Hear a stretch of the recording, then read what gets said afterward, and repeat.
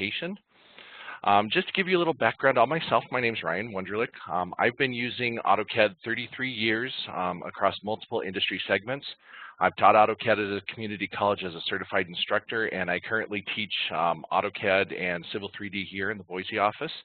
I have over 15 years experience in CAD management. I've done over 8 years in cruise ship building, which is new build and revitalizations. I've done 5 years support for civil survey landscape architecture before that. I've worked in mechanical design, electromechanical, printed circuit board and schematic design, architectural, acoustic, as well as doing equipment layouts in industrial spaces. I do have a bachelor's in business management and a master's in organizational management, so that's a little background about myself. And I'm really passionate about AutoCAD. You guys are going to find that out real quick. Those of you who have not attended any one of my multiple webinars, you're going to find out I'm really passionate about this stuff. So today's agenda, we're going to talk about what's new in Autodesk AutoCAD 2020. So first things first, we have a new dark theme, which is actually better on the eyes. We have a new blocks palette. We have a Purge redesign. They've done some enhancements to the DWG Compare. If any of you have not used it in 2019, I do have a webinar I did in December. I highly recommend you go take a look at it. That really talks about how Drawing Compare works. There's a measure geometry option. There's a quick measure. They've added some functionality there. The save to web and mobile enhancements that they've done, some additional things they've done to the graphics configuration, and just a little blurb on developer information as far as what's changed if you do any development or you run into problems with any of the development that you've done and don't know what to look for. So pretty much that's what we're looking at. So the user interface is obviously something we use all the time. You know, past customer feedback to Autodesk indicated that they need to make significant changes to improve clarity and crispness of the dark theme. If you've ever used the dark theme, you know it's kind of rough on the eyes a little bit. And they also did some similar sharpening, was also applied to the light theme, and the icons were enhanced to better accommodate the ultra high definition or the 4K monitors. So we have that, and basically here's what the new 2020 dark theme looks like. It's more of a navy blue rather than that gray. There should be, can everyone see the slide? Because I see a couple of people who are showing that they can't see a slide. I can see it. Okay, I see 2 people that says they're just seeing just black. Okay. All right, just making sure. So what you see here is an example of the dark theme. These are 2019 dark theme at the bottom, 2020 dark theme at the top, and you'll see that it is actually a little nicer on the eyes. That navy color is better than the gray. And that's pretty much it for the dark theme. When we get into the example, I have set up the AutoCAD dark theme, so that's what we'll be working with. And one of the big ones is the blocks palette. Wow, we do have a lot of people seeing just black screen, so this video, just in case you guys just see a black screen, you can certainly listen to the rest of the webcast, and we will publish this as a video that you can review later. Some of you might have some problems where you may need to log out and log back in again in order to see the screens.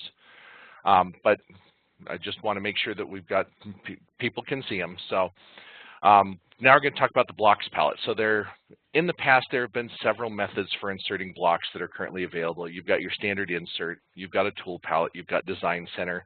For those of you that have customized pull-down menus, you can do that. Having these different options available recognizes that different people in different disciplines have different requirements and preferences.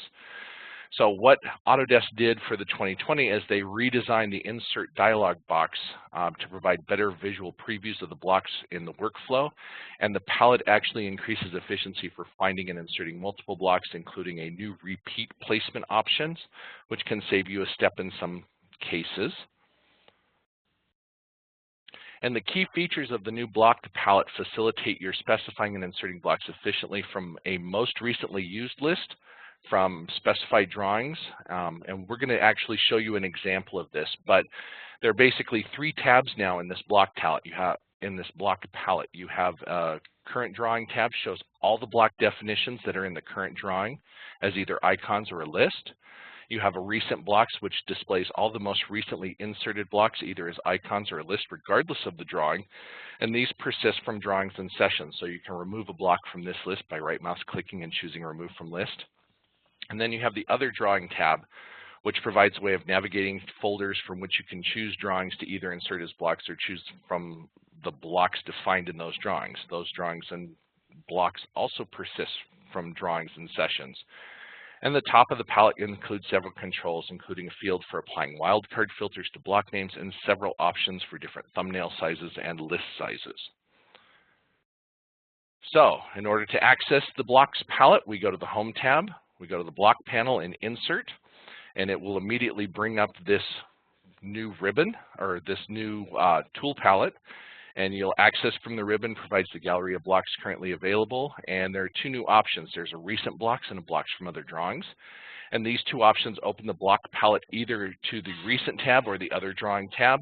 The gallery will display the same content as the current tab. Placing blocks from the palette can be accomplished by dragging and dropping or clicking and placing. Just to give you an idea, there are a couple of new commands. So block palette opens the block palette, blocks palette closes the block palette. If you like the standard old-fashioned insert dialog box, what you'll want to do is you'll want to replace that command with classic insert. And now the insert, if you just type in I for insert, it actually will open up the block palette command, except in scripts, which then run the legacy insert command, and then the minus insert still runs the command line version. And now there's some system variables that got added because of this new block palette. So you have a block MRU list, controls the number of blocks displayed in the recent. Block navigate controls file and blocks that are displayed in the other. Valid values include path file name extension to an existing file and dot for none, in which case the last used file is remembered the next time the palette is open. Block redefine mode controls whether or not the block redefine block task box is displayed when inserting a block from the blocks palette. Basically, if you've ever done this, it'll prompt you to either redefine, not redefine. So you can set it to 0, prompt to not, or don't prompt to redefine, always use the local block definition, or 1 where it will always bring up, hey, do you want to redefine that block in the drawing? And then a block state, which is read only, reports whether or not the blocks palette is open or closed. Those are some new system variables. So now we're actually going to go through and do a blocks palette presentation. So right here under Home, you've got Insert. And if I click on the Insert block, Recent Blocks, and you'll see that it pops up this new palette over here. You can also get to this palette here by going to View, and you can toggle it right here from, there's a new palette right here for blocks. You toggle it on or off. And what you can see is in my current drawing, I have no blocks in here. From recents, I have a couple of recent things. So if I click and drag, it'll bring this in. And if I zoom out, this is now a block definition. So down here at the bottom, you'll see we have some options here that have been more or less available to how we have had things in the past in the old classic insert, where you can specify an insertion point, you can specify a scale, X, Y, and there is a Z value over here. If I drag this out, there's an X, Y, and a Z. You can specify a rotation angle. You can do repeat placement. This is a really cool one, and I'll show you this in just a moment, and then explode on insert. So now you'll see that I've inserted this block from the recent, and now if I go to the current drawing, you'll see that I have that block now defined as a block in this current drawing. If I just simply draw a rectangle like this, and I do Control X to remove it and Control Shift B to paste as a block, now you'll see that block show up, and you will see the block name that was assigned to it. And now it shows up as a recent block, or a block in this drawing. What's really neat, if I hit repeat placement and double click to insert this, everywhere where I click down the mouse, it's going to insert that block. If I specify the rotation right here at 45 degrees, for example, and I double click on this, you'll see now that that block is inserted at 45 degrees. Again, if I click the explode and double click this block, as soon as I put this down, you'll see that it's turned back into a polyline and is no longer block definition. Now, for those of you that do know this, right, classic insert, a lot of these options here are the same options down here. So specify insertion point here is the same as this insertion point. Scaling is the same as this.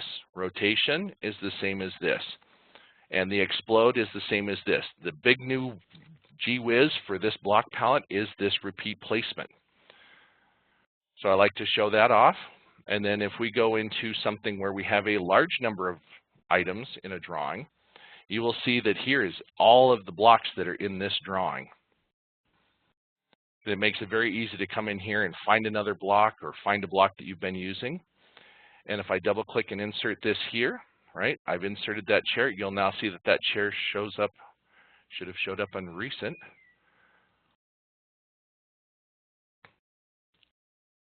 There's the chair in recent, and I can go back to my drawing one, and that chair stays there, and you'll see that I can insert that chair from another drawing without knowing what that other drawing was. So that's kind of the block palette. It's pretty cool, pretty spiffy, some really neat functionality here. That's something that we haven't had in the past, not at least from this graphical situation. And again, if you want to remove something here, you simply right mouse click, remove from the recent list. Right mouse click, remove from the recent list. So I'm only looking at the blocks here that I would normally use. If you want to insert a block here, one of the things I do want to show you is that we're in this current drawing here. If I click and drag my item over here and drop it down, right, same insert that we're used to, and now it shows up in the current drawing, and then it also shows up here in the recents. And from other drawings, it actually showed up here from the other drawings because this is where I grabbed it from. If I want to insert a block here, I can always come to here, to the 3 ellipsis. I can grab another one like CCTV. And now that CCTV will show up here under other drawings. I just click and drag, and now that's in there. Now it's in my drawing. Now it's under recent. So you've got a lot of manipulation here. You can filter, right? We can also show these as large icons, extra large icons, small icons, details where you're just looking at the names, or just a list. So depending on what you're working with, this is how you can adjust this. And you do have filters. So, you know, if I want to look for everything star CC, you'll see in my recent that this is what shows up here.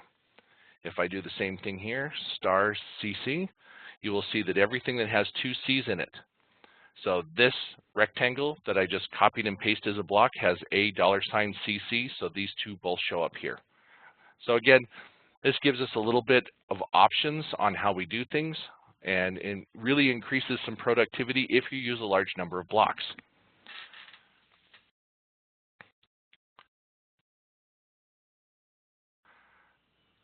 Okay, now we're going to go back to the Purge redesign. So the Purge feature has been revised for easier drawing cleanup and organization. The control options are nearly the same, but the orientation is more efficient, and a sizable preview area is now available.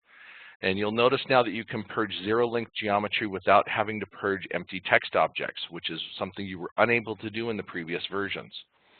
You have checkboxes under named items, not used panel, provide a way to select purgeable items by a category as well as individual items.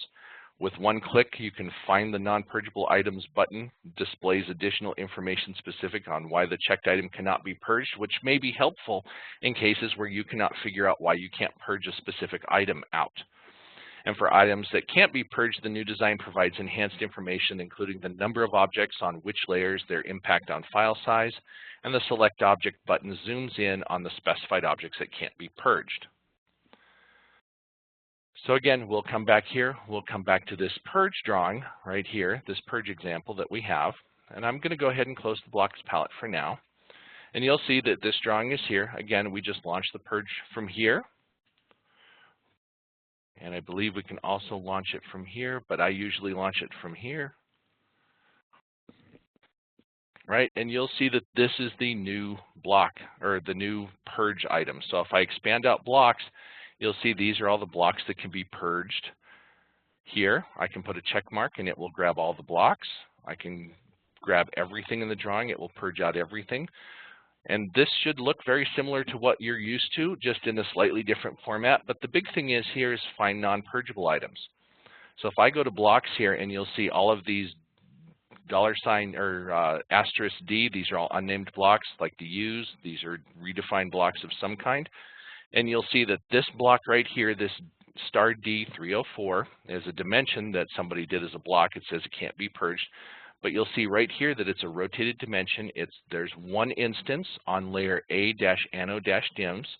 It's in model space and it's on. So if I click this select objects right here, it zooms me right in, selects that particular dimension, and I can now delete that dimension. And when I go back to the purge, that D304 now comes up under purgeable items. So again, we can come back through here. We can find other non-purgeable items. Right, so we have some nested blocks in here. So anywhere where you can't see where this information shows up, we have nested blocks. But this door jamb right here, you'll see that we have 6 on layer A-WD, and we have 276 on layer B-glaze. And again, I can certainly do this, and you'll see that it's also nested insertions as well. So I can see there are 94 of these references inside this nested block, and 110 inside this block definition. So if I zoom out to these, it's actually selected every single one of those, and because I don't have something checked, right, I could actually delete, and it's now erased 276. So this is a faster way of using Purge to help find things that you can't purge out of a drawing, allows you to quickly go in and select them in many cases, and allows you to get rid of them very quickly.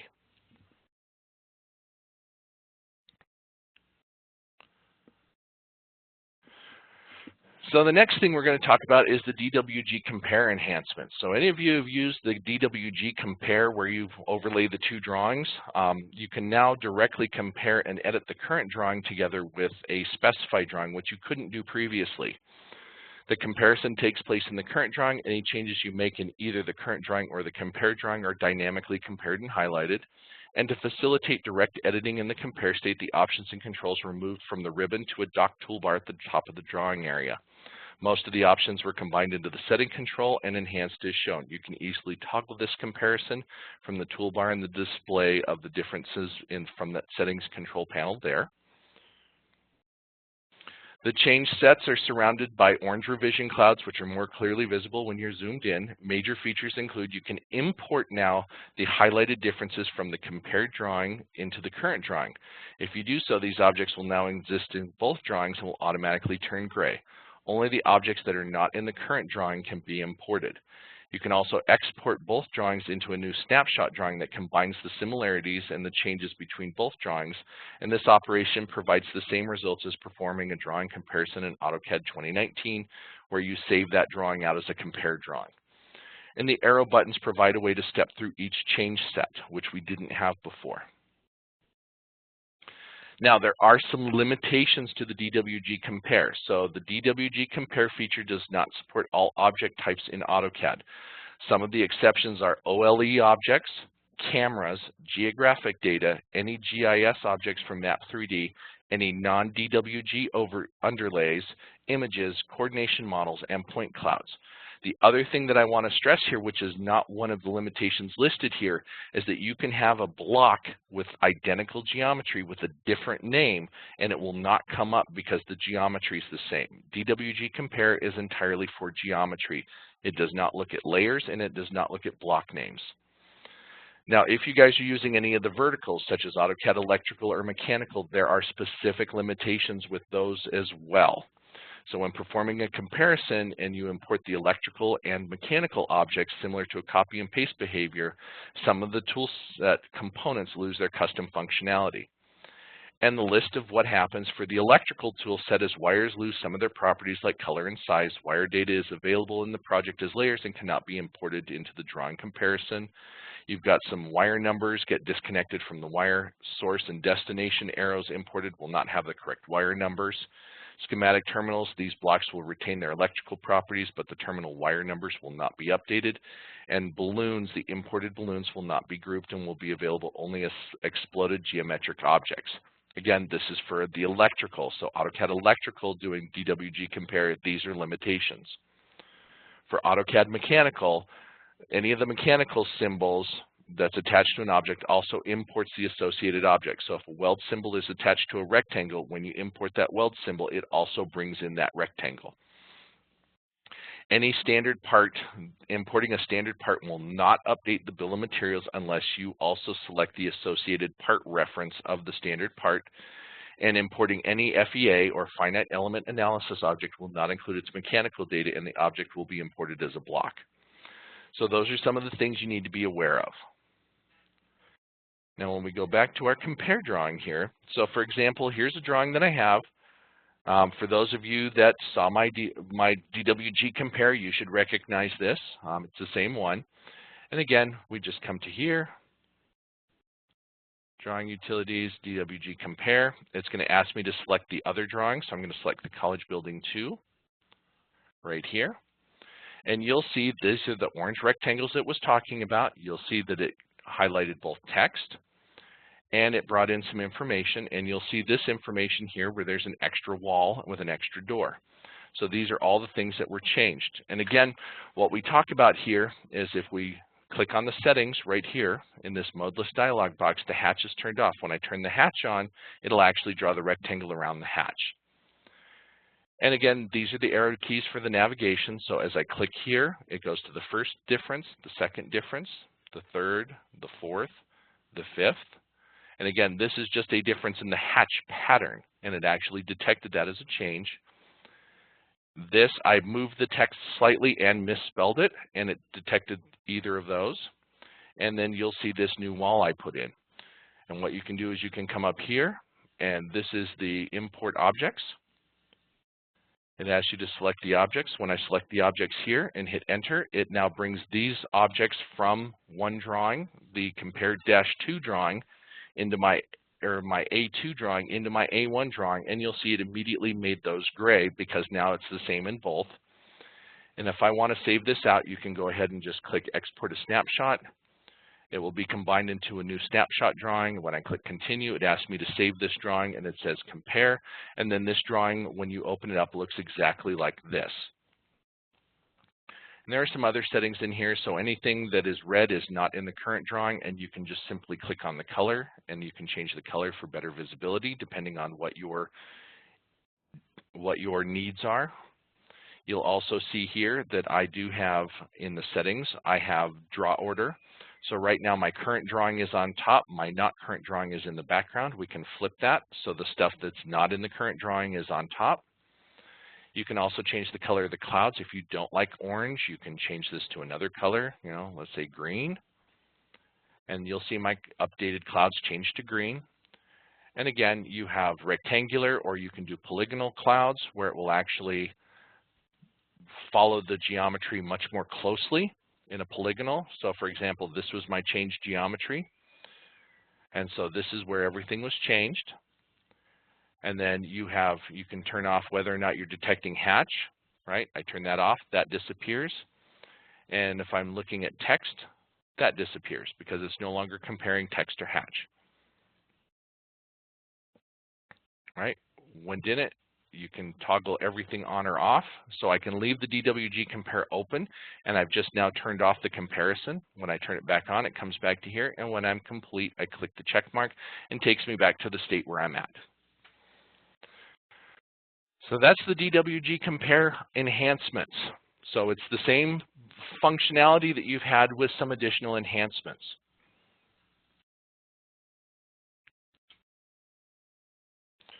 So the measure geometry option. So how many of you have used the measure command? And you'll find out that it becomes much faster with the new quick option of measure geometry. With this option, you can quickly review dimensions, distances, and angles within a 2D drawing. When this option is active, the cursor displays all nearby measurements, both inside and outside, to the nearest geometry.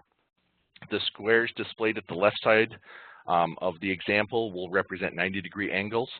Custom and region objects are not currently supported with the quick option, so be aware of that. And also make sure to zoom into complex areas, as there is a performance hit when you're not zoomed in. And I give you an exact example of that. So in our measure geometry, we're going to come back here, and if I just leave this open here and I go to measure and I just do quick measurement, you'll see that my crosshairs actually disappear because there's so much complex geometry for it to work around. So what they generally recommend when you're using this is you're going to want to zoom into an area, and as I come in over top of one of these areas right here, you'll see that it is measuring everything. And you'll see that there's a performance hit, so I usually like to come back to something a little easier to display this, right? So as I'm zooming in this box, you'll see the extents, you'll see the inside diameter or inside dimensions, outside dimensions. Same with this as I come into here. Anywhere where I can find a specific, nice square box, you'll actually see that 90-degree angle right there, which tells me that's a 90-degree angle. So again, this is just a form of quick measurement, and all it's doing is relying on where your crosshairs are located in order to give me the geometry. So I don't actually need to pick 2 points. I can just, at a quick glance, see what's going on. That's the measured geometry.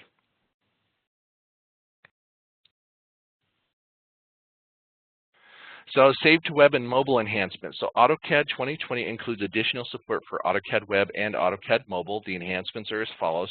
So AutoCAD 2020 supports cloud connectivity and storage depending on what you have installed. The places listed in AutoCAD file selection dialog boxes can include things like Box, Dropbox, and several similar services, as you see in the example there, where I have OneDrive and I have Dropbox, and you'll see that both of those show up in my places, and I can save drawings there. This also includes XREF with the drawing files that you save for AutoCAD and Web and Mobile. And the CAD Manager control utility includes a new checkbox in the Online Content tab to disable Save to Web Mobile and Open Web Mobile commands. This control has been added for sites that require their drawings to remain in their organization network. So the CAD Manager control utility has the ability to toggle these 2 buttons off in your toolbar and disable them. So one of the last things here is the graphics configuration. AutoCAD now launches directly with the different DirectX drivers, either DirectX 9, 11, or no driver. Supports full high-resolution 4K monitors, dual monitors, multiple monitors. And in addition, the graphics display settings are consolidated into 3 modes, which includes gradient, hatches, and images. The graphics performance settings, such as intermediate mode, has been updated to reset several display parameters to automatically optimize your display. So the only real difference in here is you've generally had basic and advanced, and now there's an intermediate mode. And all the same options exist in both. And then the last thing is a quick blurb for developer information. So for any ActiveX applications, it's now AutoCAD Application 23 and AutoCAD Application 23.1. The AutoCAD Compared Reference Object represents the drawing in which you are comparing the current drawing against, such as ACAD Compared Reference inherits from the ACAD External Reference Object. There are no new functions in Lisp. XREF related to the Drawing Compare feature are known as Compared Reference Objects. Customization hatch tools on the tool palettes now support the setting of the background color property. The previews to the scale command are now displayed relative to the widest dimension, horizontal or vertical. And then some Object ARX and Manage.net. So the AutoCAD 2020 is a binary compatible release, so all Object ARX and Manage.net applications that were built for 2019 should load and function without any additional problems or programming needed for AutoCAD 2020. So the following configuration is officially supported to develop Object ARX and Manage.net for AutoCAD 2020. So you need to be running Microsoft Visual Studio 2017 with Update 2. Version 15.7.5 and earlier, and .NET Framework 4.7, and the product release used in the Windows registry, the Object ARX API has been updated from 23.0 to 23.1, and the 32-bit version is no longer available. For those that you don't know, the AutoCAD 2019 was the last version available in a 32-bit. Autodesk is no longer supporting 32-bit applications, and it will be entirely 64-bit from this point forward. And if you need any additional information, refer to the Object ARX reference guide as well as the README for the latest changes for the developer side. Now, what are your questions? All right. Okay, so how does this relate to AutoCAD LT? With the exception of the developer information, AutoCAD LT and AutoCAD should have the same underpinning. So you should have the same dark theme, you should have the same DWG compare, you should have the same Purge redesign, and you should have pretty much everything the same except for the developer side. Okay, so let's see. Sorry, I'm in the Q&A and I'm just catching up. It shows all the blocks defined in the drawing. Does it indicate if the block is actually used in the drawing? It does not. It just shows all of the block references that are referenced in that drawing. And then, will it display a count of the blocks in your current drawing, or select or change all blocks in the current drawing? It will not display a count of the blocks in your drawing through the block palette, but the Purge, the redesign Purge command can tell you how many are in there. And if you do decide to double click and redefine that block definition, when you insert, it'll prompt you, it will redefine all blocks with that same name in the drawing. Let's see, if you create a block in AutoCAD, assign a name, can you change the name through the block palette? You cannot. That is a block definition that you would need to use the rename command for in order to rename that block.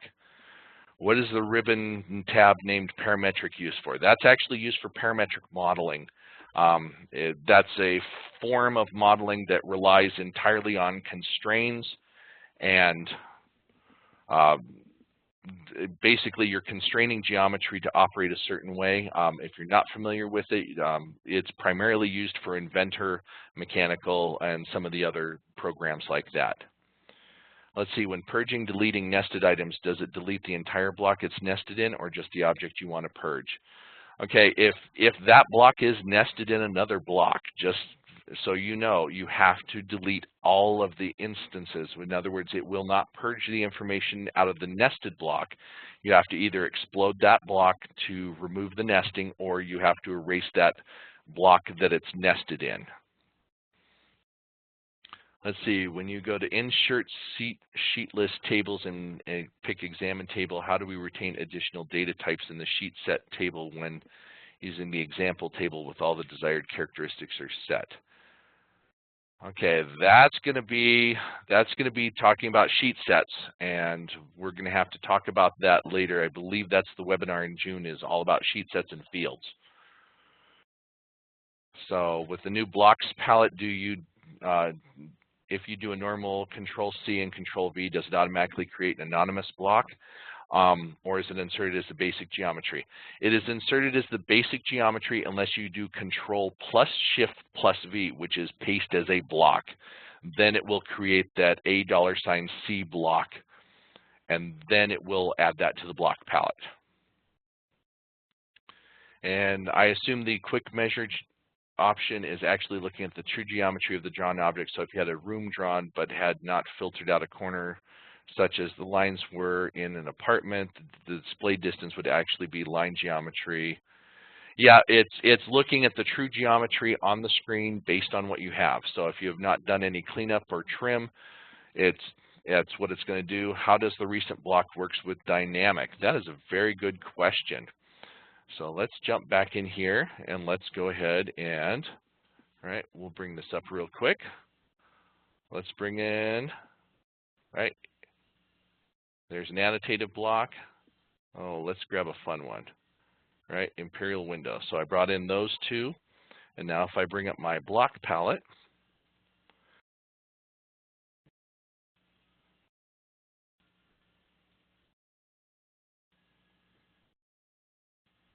right, I have a dynamic block in here, but it is not showing up in here as a block, and it's not showing up in here as a recent block.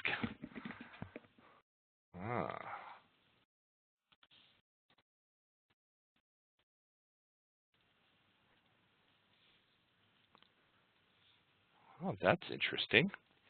Oh, that's because I'm filtered. Never mind. So we'll actually bring in this information. If we bring in, let's say, a tree, right? Let's bring in a tree because we have those, right? You'll see that it brought in that tree block as soon as it shows up here. I can click on this tree block and you'll see that it just shows what I pulled off of that palette. So I can actually go back to Control 3, right, and I can actually change what I'm looking at. So if I go to my properties,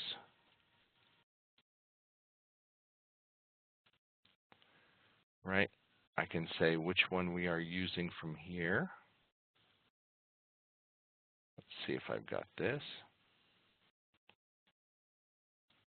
right.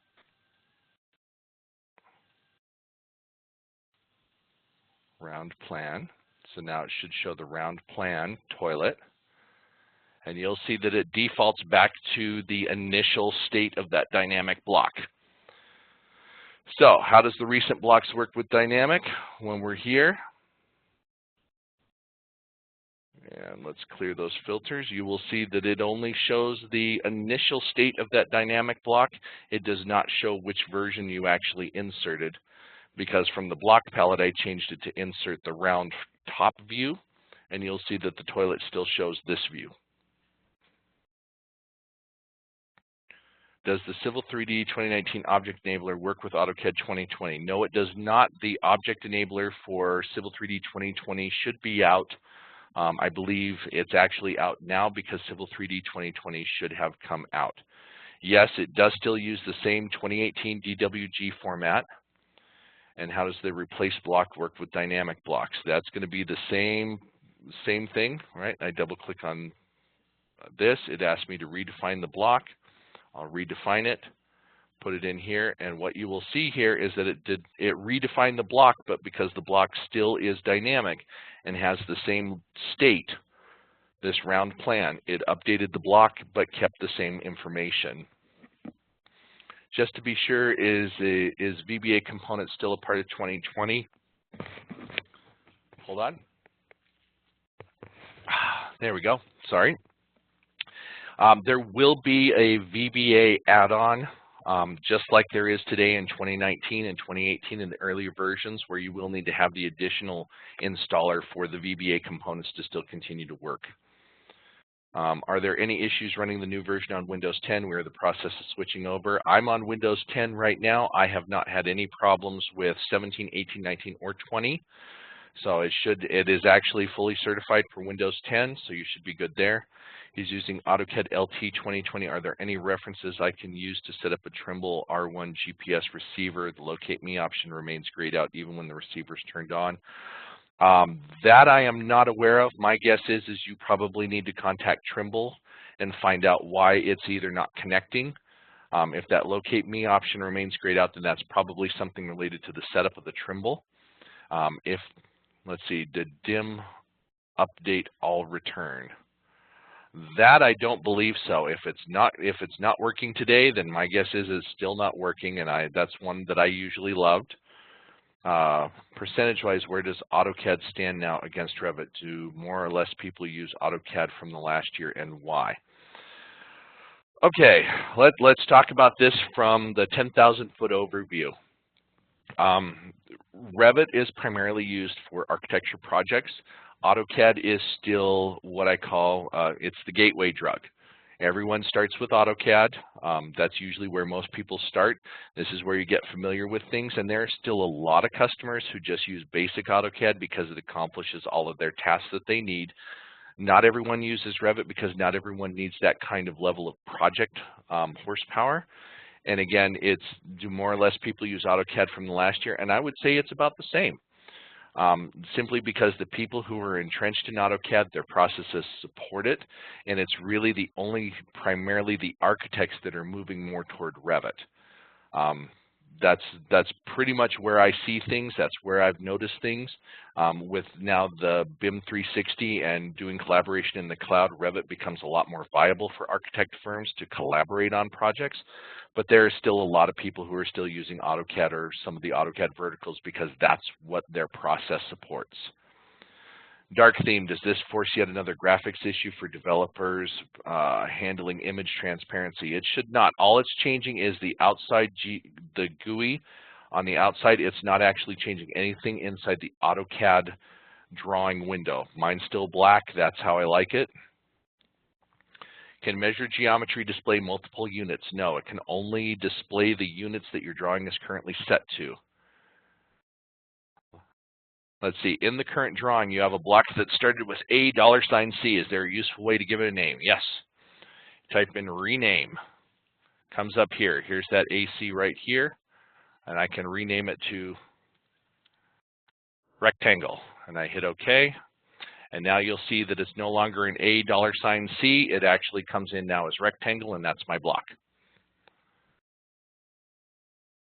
All right, and has the autostack for fractions typed in mtext been fixed? I am not aware that that has been actually fixed yet. That was not part of anything that they discussed, so that may still be an issue for some. All right. You want to take a drink? Yeah. Yeah. Okay. At this point, I am going to turn the recording off.